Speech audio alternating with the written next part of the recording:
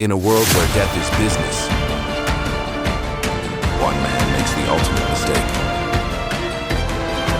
Joe Flood is the best in the business, a top-tier assassin,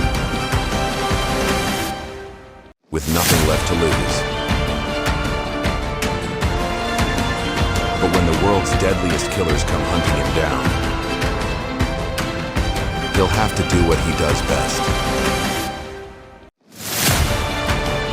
At an opera house in Budapest, Hitman Joe pretends to be a normal theatergoer while keeping an eye on his target and the bodyguards that protect him. Once everyone is on their seats and the show begins, Joe makes his way upstairs. Minutes later, a bodyguard notices a shoe behind a curtain and checks it out, but it's a trap by Joe, who suddenly kills him with a knife and hides the body behind the curtain. Joe moves through the corridor and shoots the other bodyguard before finding his target at the balcony. The man offers to pay triple the amount of his current payment, but Joe turns him down and shoots him in the head. He asks the guy's date to stay silent and the woman runs away. Then he looks at the stage and for a second he meets the eyes of Maze, the star of the show. He decides to leave, but on his way out, he starts having a headache and feeling dizzy. Downstairs, another bodyguard sees the woman run away and tries to contact his boss. When he gets no answer, he rushes to investigate and finds all the bodies. At that moment, the security team sees him with a gun and gets ready to arrest him, so the bodyguard opens fire. He only manages to kill one officer because the other hides to call for help.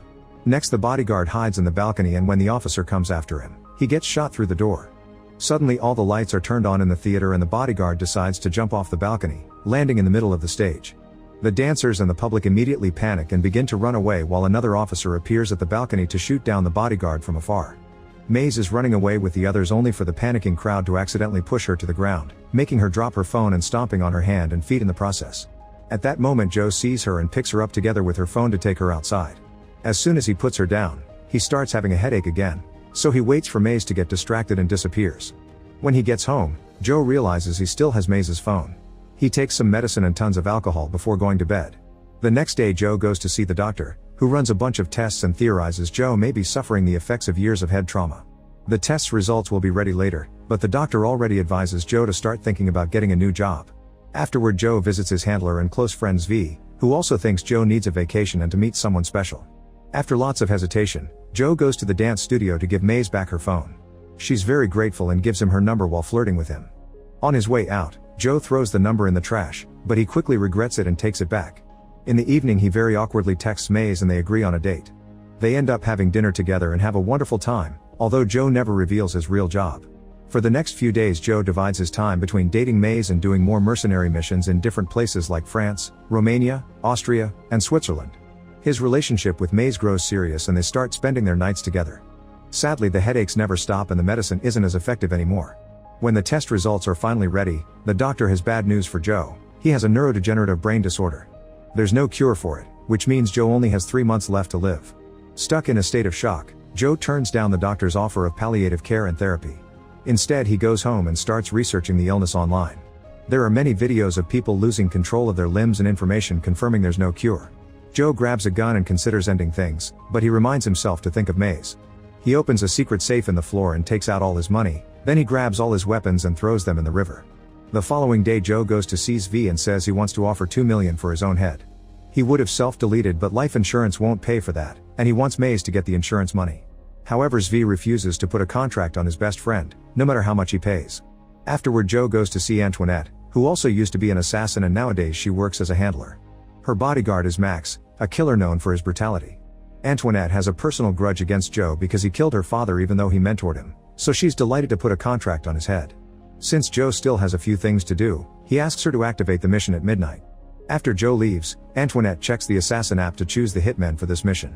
First, she contacts Lovedal, who is in Switzerland finishing a different contract. When he sees the message, he turns the mission down, saying $2 million isn't worth it. Next, the messages goes to Goyang and his gang, who are at a karaoke bar in Prague.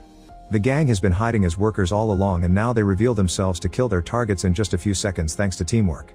Goyang is happy to accept Joe's contract. Just in case, Antoniette also sends it to the Langos brothers, who are killing a guy by tying him to their bikes and pulling at the same time to split his body. That night, Joe meets with Maze, unaware Max is following them. Joe breaks up with her and Maze gives him one last kiss before leaving in tears. Then Joe goes home and starts drinking while recording a message for Maze with the whole truth. He intends for it to arrive after his death, however he presses the wrong button and sends it now before it's done. While Maze hears the message, Joe gets a call from his doctor, who drops big news: Joe's test results got mixed with another patient's. He isn't going to die, in fact he's perfectly healthy and he could live a long life. There are only 5 minutes left before midnight, so Joe gets a trap ready. Soon Go Young and his gang arrive and use cigarette smoke to reveal the laser sensor at the entrance. They easily dodge it and go further inside while Joe speaks from his hiding spot, saying he's canceling the contract. However, Go Young insults him and reminds him contracts should be honored. A gang member follows the voice into the bathroom, where Joe is waiting to fight. The guy is very good at martial arts, but Joe easily overpowers him and throws him through a glass wall. Next, a woman with an axe slashes his back, only for Joe to push her down on the broken glass and drag her throat on the shards to kill her. The previous guy gets angry and attacks again, but when he tries a special kick, Joe breaks his leg, then he throws him through the wall. Next, another gang member attacks Joe with a sword, triggering another fight. After exchanging a few hits, Joe grabs the man's arm to break it and disarm him. Then he kills him by throwing him against a column. The last gang member comes after Joe with 2 big blades, and after lots of missed hits, she manages to stab Joe on his shoulder. He's capable to continue fighting like this and punches the woman extra hard, causing her to lose a bunch of teeth. The only one left is Go Young, who throws a knife at Joe's leg only for Joe to kill him with the blade from his shoulder. After lighting Go Young's cigarettes as goodbye, Joe leaves the apartment and activates a trap, blowing up his home and killing the toothless woman. Her body is ejected through the window and lands on the gang's car, making it explode as well. On the street, Joe uses Go Young's phone to call Antoinette, saying he's canceling the contract but she can keep the money. Antoinette gets furious because she still wants revenge for her father and announces she'll be doubling the reward. Hearing some bikes approaching, he enters an old building and is surrounded by the Langos brothers, who do tricks with their bikes to attack. Joe manages to dodge a few, but most of their attacks keep bringing him down. Luckily, he finds a pipe nearby, and the next time a brother comes after him, he hits him with it to throw him off the bike before stepping on his head to kill him. The other brother yells in anger and speeds up, only for Joe to kick the bike's front wheel and send him flying. Now Joe can steal the bike to escape. Meanwhile, Antoinette sends the mission to the best hitman in Europe.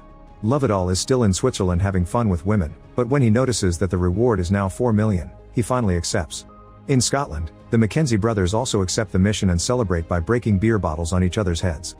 In a dirty club in England, the party girls pretend to be dancers to kill all the clients with weapons cleverly hidden in their small clothes. A client tries to fight back, but the girls are good fighters and easily bring him down. In Spain, a group of criminals is getting some happy powder ready to sell, but they're interrupted by Botosh, who uses dance steps and knives in his boots to kill all the men in the room with impressive skill. Meanwhile, Joe goes to see Zvi, who uses glues to take care of his wounds. Since Zvi is just a handler, he doesn't have any guns, he can only offer Joe some leftover explosives from another job. Zvi's wife volunteers to help too and gives Joe a very thorough massage that includes cracking his neck. This instantly causes Joe's headache, dizziness, and double vision to stop. Soon Love-it-all arrives at Budapest by train, and Antoinette sends him all the information she has on Joe, including Maze's location. She also sends her cousin Money to pick Love-it-all up. Money is very annoying and kinda stupid, but Antoinette promised her uncle she would train him to be a hitman too. They go to Maze's building and surround her on her way out. Maze immediately kicks Money to bring down, so Love-it-all knocks her out with a punch to kidnap her. In the morning, Joe travels to an old castle in the countryside and Max quickly learns about it. The information is sent to all the hitmen, who hurry to that location. However, this is on purpose. Zvi leaked the intel as part of their plan. At the castle, Joe gets all his weapons ready. The Mackenzie brothers are the first ones to arrive. They enter the castle and Joe throws a grenade at them before coming out to fight. At first, Joe does well against just one brother, but when the siblings team up, they manage to grab him and kick him into a set of armor.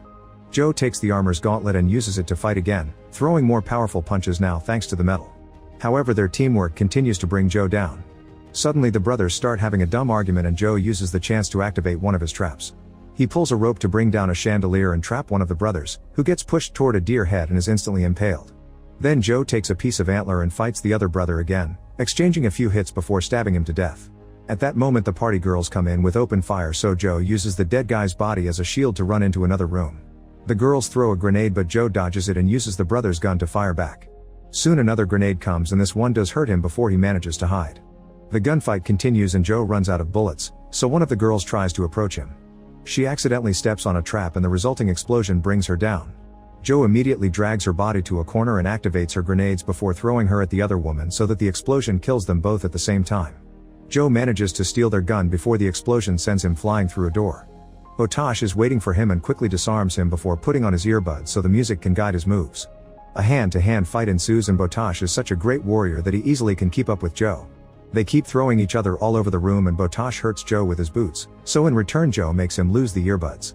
Since punches are doing nothing, They grab a pair of swords to keep on fighting. After a few minutes, Joe manages to disarm Botosh, who finds a gun and opens fire. Joe runs to hide behind a table and activates another trap that blows Botosh up, only leaving his boots behind. Outside, Lovedal's group arrives and he immediately guesses this is a trap because he sees all the hitmen's vehicles at the entrance. Lovedal tells Money to watch over Maze while he goes to investigate. As soon as Lovedal is out of sight, Maze says she needs to stretch her legs and manipulates Money into letting her leave the car. Then she pretends to fall and grabs a branch to knock Money out. Meanwhile, Lovedal calls Joe using Maze's phone and offers to free her if Joe hands himself in. They're forced to hang up when Max arrives with a whole armed team. They enter the castle and begin looking around while being careful to avoid any traps. Joe is hiding in the shadows and activates an explosive that brings down half the team. Then Joe sneaks around to stab a soldier and take his gun, using it to kill the other guys in the room and escape through the back door. Lovedal is waiting for him in the garden and makes him drop the gun. Before they can reach a deal, Maze appears in Money's car and runs over Lovedal before opening the door for Joe. The couple escapes together while Max's remaining men try to open fire to no avail. On the road, Joe finally tells Maze everything about the illness mix-up and his real job. He explains he kills criminals and not civilians. He also swears he's retiring. Maze is glad to hear that because she's pregnant. As they agree to work things out, Maze passes out and Joe discovers a bullet wound in her neck. He decides to ditch the car and carries Maze to the nearest building, which happens to be a church. Thankfully, the bullet only grazed Maze's body and she quickly wakes up.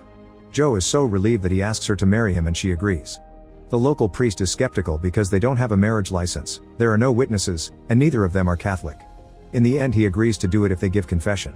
The poor priest ends up horrified to hear all of Joe's assassinations, but when Joe explains he wants a second chance in life to be a father, the priest agrees to give him redemption as long as he swears to retire. The humble ceremony begins and Joe uses a grenade pin as a ring. They're interrupted by Lovedal, who opens fire. Joe tackles Maze to save her and the priest is shot instead.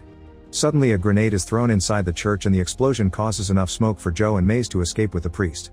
The explosive came from Max, who starts arguing with Lovedal over whose contract this is. While in the back room the couple takes care of the priest's wound, Lovedal opens fire and manages to bring a few of Max's men down.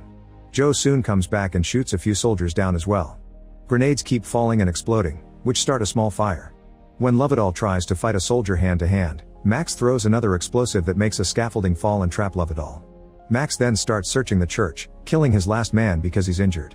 Joe tries to surprise him from behind and they end up in a standoff, only for Joe to discover he's run out of bullets. A smug Max announces he's won, but before he can shoot, Maze blows up his head first. In the meantime, Antoinette gets her things ready to leave the country. Zvi shows up to announce she broke the rules just like her father and shoots her in the head. Sometime later, Joe and Maze have a proper wedding with the now recovered priest and all their friends. Joe is ready to start his life as a retired man, but Maze realizes raising a kid is very expensive and tells her husband to maybe do a couple more jobs.